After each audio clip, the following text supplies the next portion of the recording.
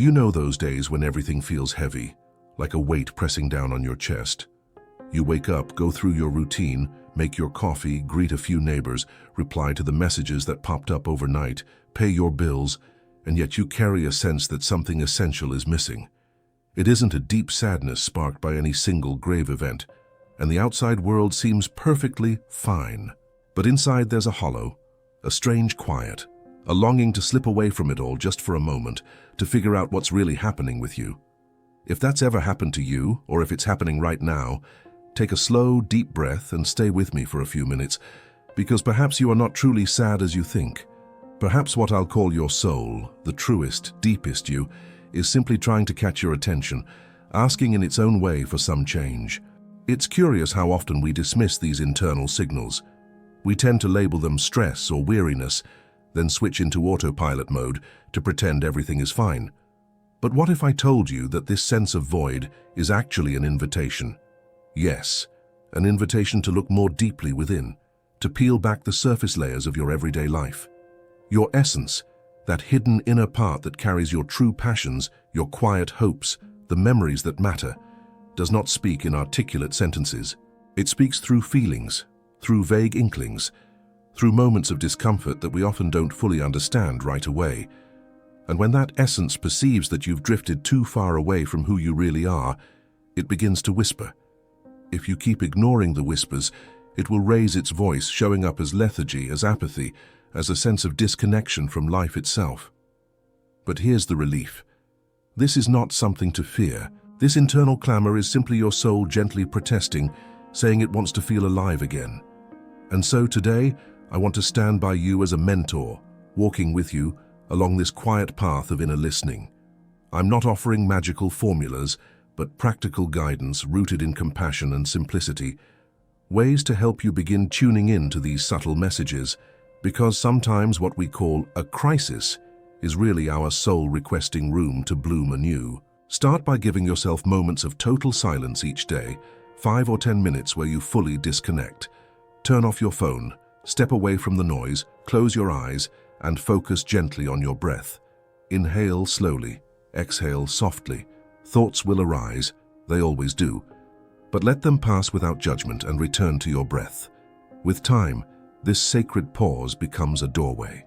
It's like opening a small window in a dark room. Gradually, light returns, and you start to see more clearly what's inside. When that familiar emptiness surfaces, that urge to disappear, to remain unseen, don't run from it. Instead, pause and gently say to yourself, I see you, sadness. Sit with me. What are you here to show me? This simple act of acknowledgement transforms the emotion from an enemy into a guide. Like pain in the body, it's a signal, not of weakness, but of misalignment. It's your soul's quiet way of asking for change, for care, for reconnection. One of the most healing things you can do is to revisit the child you once were. Close your eyes and picture that younger self, curious, joyful, perhaps unguarded. Maybe you loved to draw or dance or climb trees barefoot. Maybe you spoke your heart without filters. And maybe, along the way, life taught you to hide those impulses. But now, you can return. Imagine sitting beside that child, placing a hand over theirs and whispering, "You are enough. Just as you are worthy." This inner reunion has the power to restore forgotten vitality and quiet strength. In a world of endless distraction, it's easy to numb out the whispers of your inner life. Social media, notifications, streaming content, they pull your attention in every direction. But each time you pause the scrolling, even for 30 minutes, you give your soul space to breathe. Step outside, sit in your garden, feel the air on your skin, listen to the sounds around you, notice the smallest details. These quiet moments, seemingly insignificant, are actually sacred. They bring you back to yourself. We all carry dreams that once sparked fire in our hearts. Maybe you wanted to write a book, travel to far places, plant a garden, or play the piano. Over time, those dreams often get tucked away. But they don't vanish. They wait. You don't need to overhaul your life to reconnect with them. Give yourself a small window each week, an hour to doodle, to journal, to sing, to plan. Even just remembering what once made you feel alive can ignite that spark again, reminding you that joy is still possible. As you grow, you'll begin to notice something else. Certain relationships nourish you, and others drain you. After spending time with someone, do you feel energized or depleted, uplifted or uneasy? These quiet reflections matter. Protect your energy. It's not about blame. It's about honoring your well-being. Spend more time with those who see the real you, who respect your growth, who light up when you speak your truth. Around these people, your spirit begins to heal. A journal can become one of your most faithful companions. Each night, write down whatever surfaces, memories, sadness, tiny joys, or passing thoughts. Don't worry about structure, just let it flow. Over time, you'll see patterns. What lifts you, what weighs you down, what needs attention. These pages become a mirror, reflecting the parts of you that long to be seen and loved.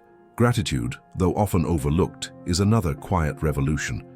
It's not about ignoring hardship. It's about remembering that even within the fog, there are small treasures. Each morning or evening, name 3 things you're grateful for. A warm cup of tea, a kind smile, the sound of birds at dawn.